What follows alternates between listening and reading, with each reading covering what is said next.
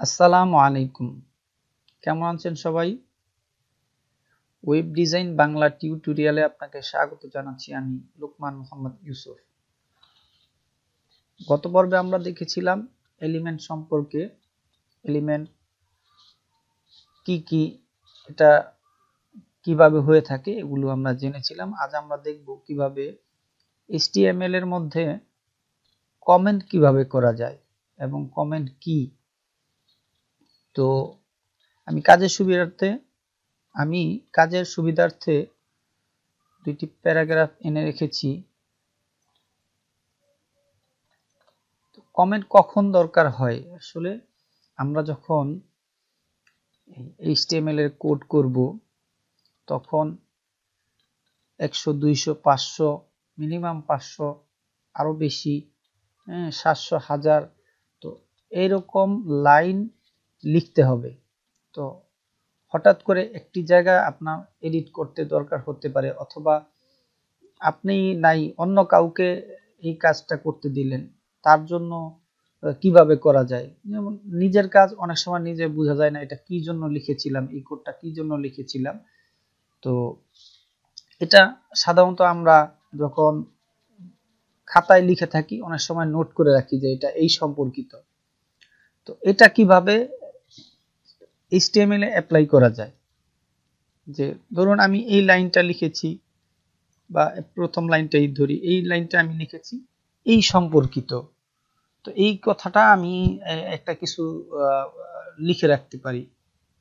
সেটা হলো, ধরেন এই কথাটা এই সম্পর্কিত একটা টেক্সট, মনে করেন এটা আমি লিখে রাখলাম যে এটা এই সম্পর্কিত। এখন আমরা যদি সেভ করে রান করি ব্রাউজারে, দেখি আমরা কি শো হয়।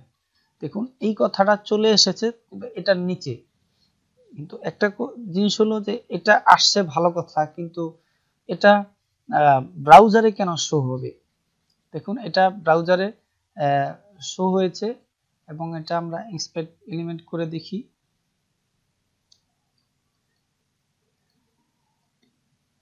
দেখুন এই কথাটা এখানেও আছে। এখন কথা হলো যে আমরা এই জিনিসটা বা এই কথাটা যেটা আমরা লিখে রাখবো নোট হিসেবে, এটা হিডেন কিভাবে রাখা যায়। তো এই জন্য আমাদের করতে হবে এই ঠিক এই সেম কথাটাকেই আমরা হিডেন করে রাখবো। এখন এই জন্য আমাদের করতে হবে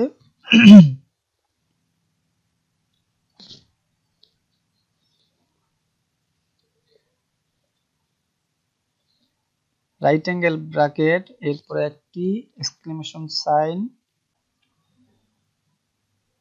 এই যে ডাবল ড্যাশ দিয়েছি, এরপরে আবার একটা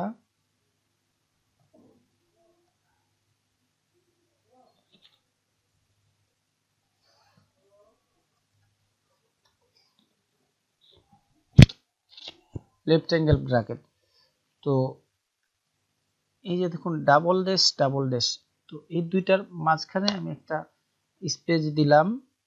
এই মাঝখানে আমি যেই কথাটাই লিখবো বা যেই জিনিসটাই থাকবে, যেই টেক্সটটা থাকবে, সেটা ব্রাউজারে শো হবে না বা আউটপুট দেখা যাবে না।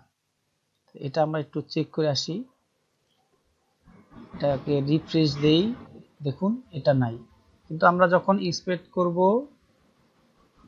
ইন্সপেক্ট করতে গেলে দেখুন এটা কিন্তু ভিতরে কোড কিন্তু ঠিক আছে, কিন্তু ব্রাউজারে শো হচ্ছে না, আউটপুট দেখা যাচ্ছে না। তো এটা অনেক সময় আমরা কি সম্পর্কিত, ধরুন আমরা হেড লিখলাম, অথবা হেডিং পার্ট, অথবা হোম পেজ, তো আমি পেজটার নাম কি দিতে পারি। তখন ধরুন আমি লিখলাম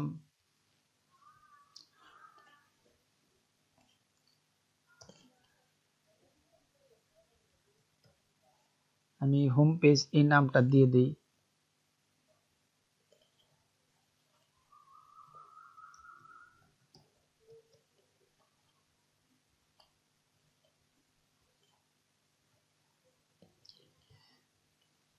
তো এই নামটা আমরা হোম পেজ হিসেবে দিলাম। কিন্তু এখানে আমাদেরকে ডাবল ড্যাশ এবং এখানেও ডাবল ড্যাশ দেওয়ার পরে আমি সেভ করব। সেভ করে যখন ব্রাউজার আমরা দেখব, দেখুন এখানে কোনো পরিবর্তন নেই, কিন্তু আমরা যখন ইন্সপেক্ট করব দেখা যাবে যে এটা কিন্তু ঠিকই চলে এসেছে, এই যে হোম পেজ লেখা। তো এটা দ্বারা কি হবে, এটা খুবই গুরুত্বপূর্ণ একটা বিষয়, কারণ আমরা যাই কিছু করব না কেন, আমরা যেই জিনিসই লিখব না কেন টেক্সট এডিটরে আমরা স্ট্যান্ডার্ড ফলো করব। কারণ আপনাদেরকে আগেও বলেছি, স্ট্যান্ডার্ড ফলো না করলে আপনার কাজের ভ্যালু থাকবে না। এজন্য অবশ্যই আমরা স্ট্যান্ডার্ড মেনটেন করে আমাদের কোডগুলো লিখব।